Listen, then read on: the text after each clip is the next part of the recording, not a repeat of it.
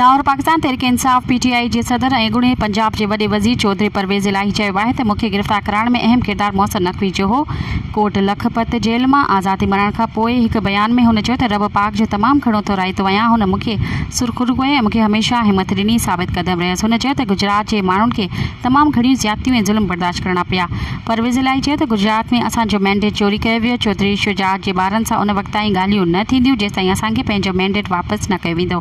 पंजाब जे अॻूणे वॾे वज़ीर चयो त मूंखे गिरफ़्तार करण में ऐं मूंसां ज़्यादती करण में सभिनी खां वधीक अहम किरदारु मोहसिन नक़वी जो रहियो आहे। हुन वधीक चयो त मां PTI जो बानी चेयरमैन इमरान ख़ान सां गॾु हुयसि ऐं इंशाअल्लाह गॾु रहंदसि। मज़ीद ख़बरनि ऐं तफ़सीलात लाइ विज़िट कयो असांजी वेबसाइट www.awamiNewsHD.com ऐं ॾिसंदा रहो अवामी न्यूज़ HD।